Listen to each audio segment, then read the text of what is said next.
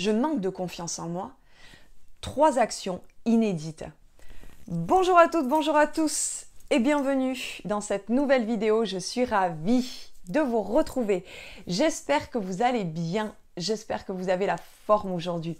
Alors pour ceux qui ne me connaissent pas, bienvenue sur ma chaîne. Je suis Mélanie, je suis coach en développement personnel et experte en hypersensibilité pour vous aider à transformer cette sensibilité en super pouvoir pour que vous puissiez devenir, comme j'aime le dire, le super-héros de votre vie, c'est-à-dire une personne confiante en elle, épanouie, inspirante, mais surtout qui s'aime avant tout pour elle-même.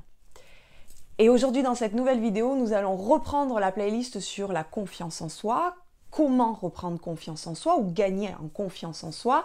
Et spécifiquement, comme vous l'avez vu sur ma miniature YouTube, ça va être sous l'angle de vue grâce à un outil, la psychogénéalogie. Et j'ai choisi donc l'auteur Dominique Jacob. Donc en fait, la psychogénéalogie, en 2-3 mots, elle trouve son origine dans une loyauté invisible, familiale, qui inexorablement veut qu'une génération reprenne les conflits non réglés des générations précédentes. En effet, peut-être que vous avez constaté que fréquemment, un grand nombre de vos comportements, de vos sentiments, de vos symptômes ne sont pas liés en fait à votre tempérament ni à votre histoire personnelle.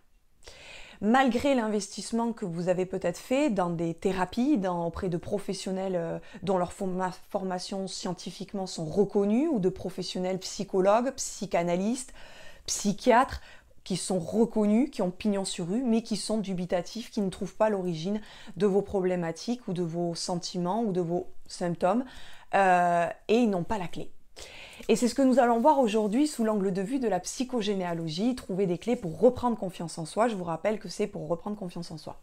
Avant de rentrer dans le vif du sujet, si vous souhaitez un bilan personnalisé offert, dans ces cas-là, je vous invite à remplir un sondage. Le lien est en description et je vous offrirai un bilan personnalisé. Allez, c'est parti. La première clé que je voudrais vous transmettre, c'est que dans le parcours initiatique de l'histoire de vos ancêtres, il existe en fait plusieurs outils pour avoir cette lecture. Il existe plusieurs portes d'entrée pour avoir la lecture de l'histoire de vos ancêtres. Et on les verra pas toutes, hein. Je vais vous en citer 3. Après, je vous envoie à vos recherches. Il va y avoir les constellations familiales comme outil. Il va y avoir les décodages biologiques. Il va y avoir les régressions mémorielles, et etc.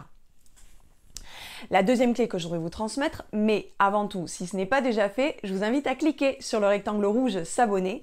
Également, mettez-moi un petit pouce bleu et partagez cette vidéo en signe que vous appréciez le contenu de cette vidéo. La deuxième clé, c'est que vos parents, vos grands-parents ont vécu des choses extrêmement difficiles et qui sont parfois difficiles à exprimer. Et l'action que je vais vous inviter à réaliser, ça va être d'aller à la rencontre de vos parents, de vos grands-parents, de cœur à cœur. Et de demander des explications familiales, sans jugement, sans culpabilité. Pour que vous puissiez reprendre votre responsabilité et que vous soyez acteur de votre vie et donc reprendre confiance dans l'histoire familiale et votre place dans la famille. La troisième clé que je voudrais vous transmettre pour reprendre confiance en vous, là cette fois-ci je vais vous inviter à revisiter la place manquante dans votre histoire familiale. De faire la lumière sur les non-dits et les secrets de famille.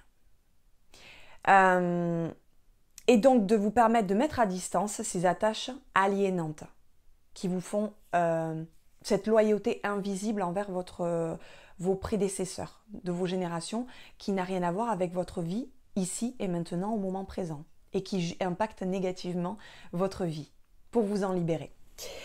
Et n'oubliez pas que le but est de faire le pardon à l'histoire familiale en comprenant que l'amour, c'est le fin mot de l'histoire. Voilà. Alors si toutefois vous souhaitez aller plus loin, j'ai réalisé une formation Elle s'appelle Réveiller la femme alpha qui sommeille en chacune de vous en 21 jours, qui est destinée plus effectivement pour les femmes et où on rentre dans reprendre confiance en soi, gagner confiance en soi, s'affirmer et on voit plein d'outils à l'intérieur de cette formation. Dans ces cas-là, je vous invite à cliquer sur le lien en description pour rejoindre le programme Femme Alpha. Voilà. Alors, si vous souhaitez toutefois savoir comment reprendre confiance en soi, gagner confiance en soi, avoir plus d'outils de compréhension, aller toujours plus loin dans les outils que vous possédez, les connaissances actuelles, dans ces cas-là, je vous invite à aller voir cette vidéo. Bonjour, ben voilà, je voulais vous partager mon expérience de coaching avec Mélanie. Donc aujourd'hui, ça fait 7 mois que je profite de ces coachings et ça m'a apporté vraiment beaucoup de choses et ça peut être intéressant de vous le partager pour que vous puissiez sauter le pas à votre tour si vous ne vous sentez pas bien dans votre vie.